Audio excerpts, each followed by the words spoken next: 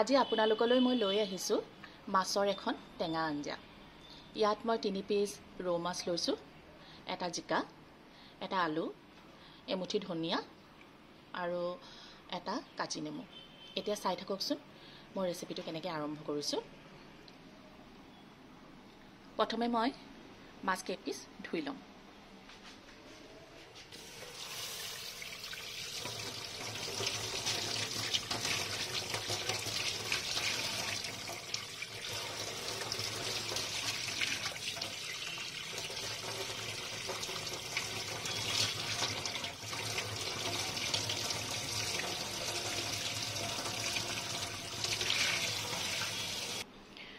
মাছ কেইপিচ ধুই লোৱাৰ পিছত এতিয়া মই ইয়াত অকণমান নিমখ হালধি সানি ল'ম।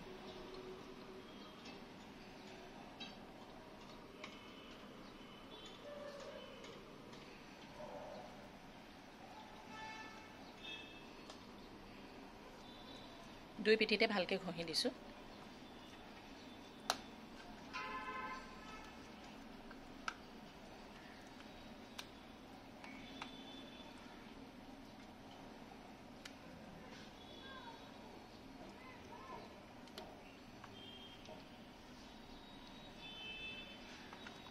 এতিয়া এইখিনি মই সাইডত থৈ দিছোঁ। এতিয়া মই পাচলিৰ বাবে জিকা আলু কাটি ল'ম।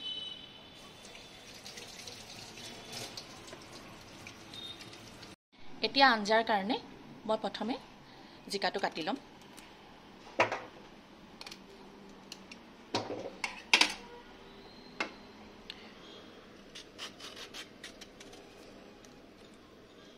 দেখিছে একদম পাতলকৈ বাকলি গুচাইছোঁ।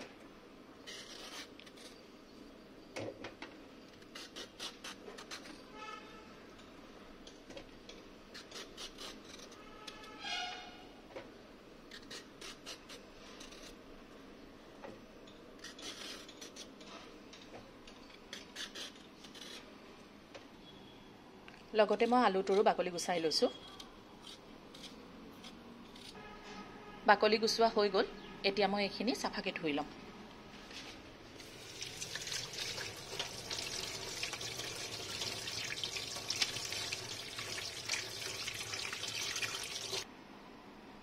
এতিয়া মই জোখত কাটি ল'ম।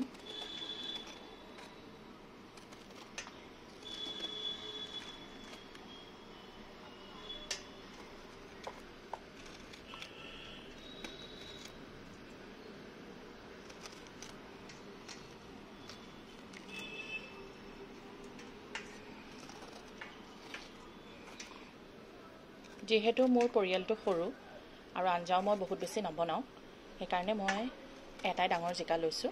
আপোনালোকৰ যদি পৰিয়ালত সদস্য সংখ্যা বেছি হয় তেতিয়াহ'লে আপোনালোকে পাচলিৰ সংখ্যাটো বঢ়াই দিব। গেছটো অন কৰি লৈছোঁ। এতিয়া মই এটা কেৰাহী বঢ়াই দিম। কেৰাহীটো অকণমান গৰম হ'বলৈ দিম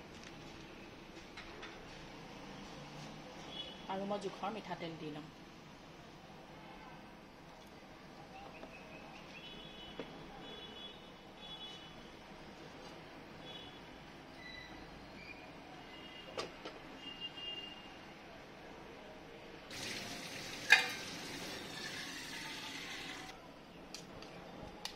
তেল গৰম হৈ গ'ল।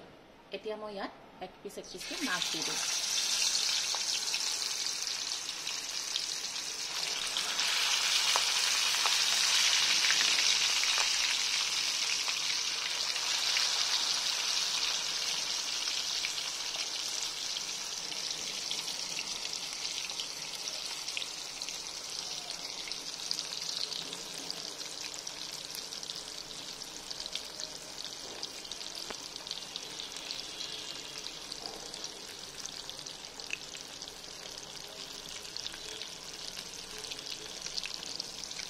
মাছ ভাজোঁতে কিন্তু মই জুইটো হাই ফ্লেমতেই ৰাখিছোঁ।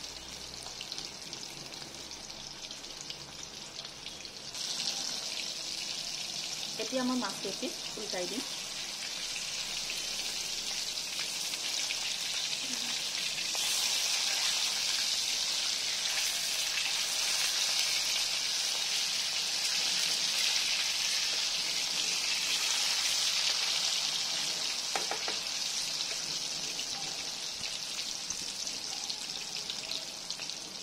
এই পিঠিটো ভালকৈ হ'বলৈ দিম। মাছবোৰ ফ্ৰাই কৰা হৈ গ'ল। যিহেতু মই তৰকাৰী বনাম সেইকাৰণে মই মাছ বহুত বেছি ফ্ৰাই নকৰোঁ।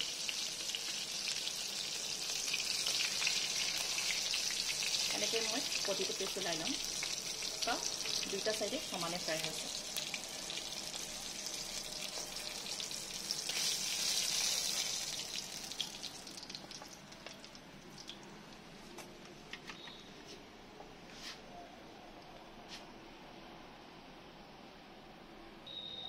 যিহেতু তৰকাৰীৰ কাৰণে মোক ইমান তেলৰ প্ৰয়োজন নাই, মই তেলখিনি অলপমান কাঢ়ি থ'ম।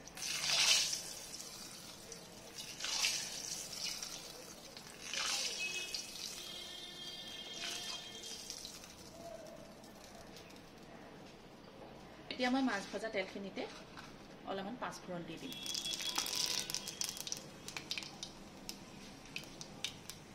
আৰু কাটি থোৱা জিকা আলুখিনিও দি দিম।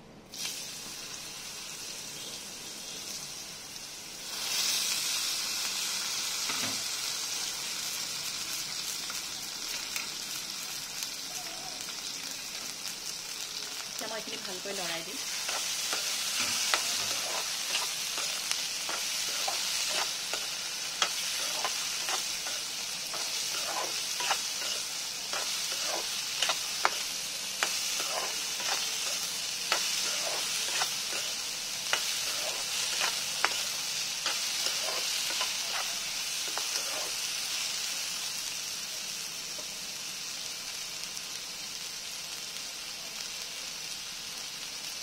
ইয়াত মই জোখৰ নিমখ দি ল'ম আৰু হালধি।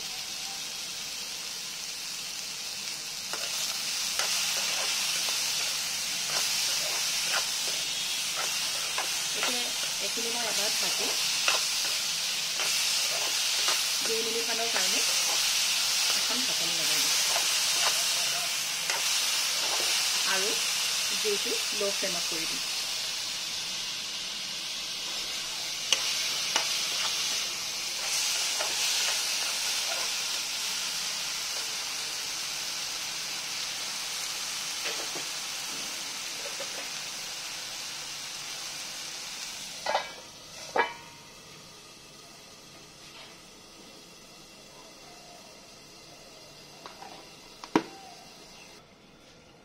এতিয়া মই ঢাকনিখন উঠাই চাম। চাওক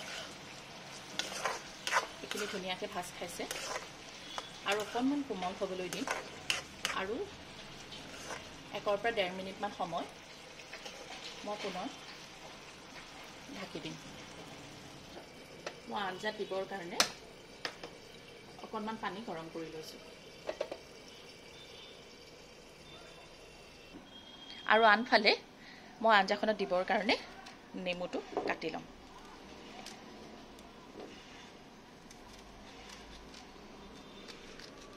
আজি মই আঞ্জাত নেমুৰ ৰস দিম। কাটি নেমুৰ ৰস দিলে মাছৰ আঞ্জা খাবলৈ খুব সোৱাদ হয়, তাতে গৰম দিনত।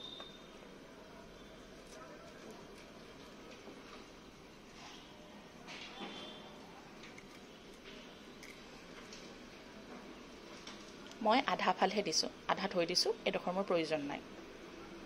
এতিয়া মই নেমুকেইডোখৰ চেপি ল'ম।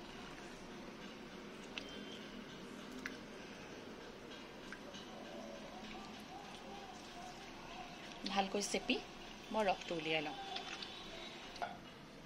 এতিয়া মই ঢাকনিখন উঠাই পুনৰ চাম। এয়া চাওক তৰকাৰী প্ৰায় সিজি গৈছে। এতিয়া মই জুইটো অকণমান বঢ়াই দিম আৰু এই তৰকাৰী পানীখিনি শুকাবলৈ দিম। এয়া চাওক আলু সিজি গৈছে,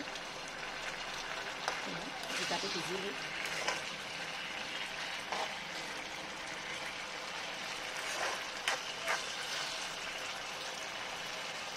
এয়া চাওক আলুটো ধুনীয়া হৈ গৈছে।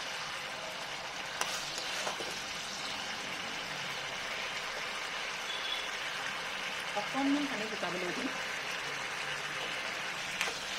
এতিয়া পানী প্ৰায় শুকাই গ'ল আৰু ছাইডৰ বাৰ্ণাৰত পানীও উতলি গ'ল।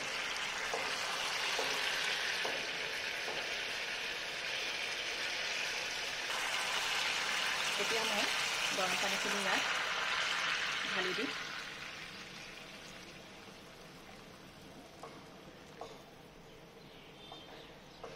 ইমানখিনি পানীয়ে আজি মাছৰ আঞ্জাখিনিৰ কাৰণে মোক লাগিব আৰু জোখৰ মতে এয়া দি ল'লোঁ। এতিয়া তৰকাৰী অকণমান উতলিবলৈ দিছোঁ। তৰকাৰীখিনি ধুনীয়াকৈ উতলি আছে। এতিয়া মই মাছ ইয়াত দি দিম। ভাজি থোৱা মাছ 3 পিচ মই তৰকাৰীতে দি দিলোঁ। এতিয়া মই এইখিনি 2 মিনিটমানৰ কাৰণে উতলিবলৈ দিম। তাৰপিছত আকৌ আপোনালোকক দেখুৱাই আছোঁ। এয়া চাওক, তৰকাৰীখিনি কি ধুনীয়া ৰং আহিছে, খুব ধুনীয়াকৈ সিজিও গ'ল। এতিয়া ইয়াতে মই 2টা কেঁচা জলকীয়া দি দিম আৰু চেপি থোৱা কাজি নেমুৰ ৰসখিনি মই এখন চেকনিৰ সহায়ত চেকি ৰসটো দি দিম।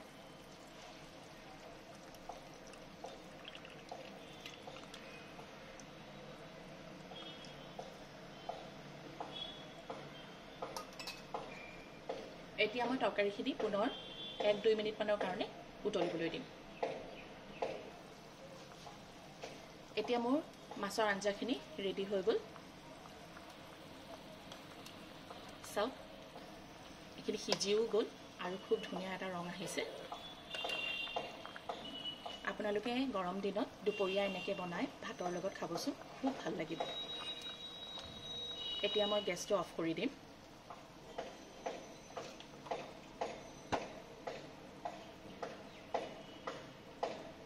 আৰু ওপৰত অকণমান ধনিয়াৰ পাত দি দিছোঁ।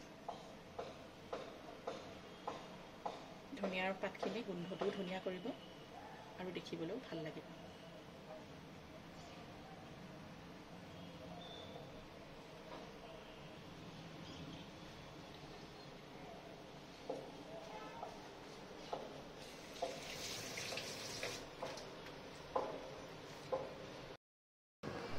ভাল ভাল বনাব আৰু সৰহ সৰহকৈ খাব, কাৰণ খানা মেইন।